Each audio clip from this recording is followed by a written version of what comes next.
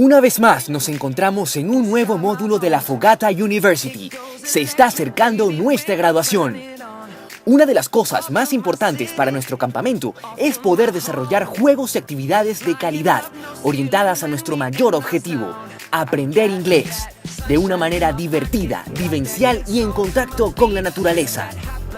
En el módulo de hoy, los participantes de la Fogata University pudieron desarrollar, escribir e imaginarse cientos de juegos, rallies, gimcanas y actividades. Por ejemplo, este grupo de aquí se le ocurrió convertir nuestro comedor en una gran cancha de Quidditch para ambientarlo y tener un juego increíble de Harry Potter. Este otro de acá está diseñando las manualidades para todas las temporadas. Seguro que quedarán buenísimas.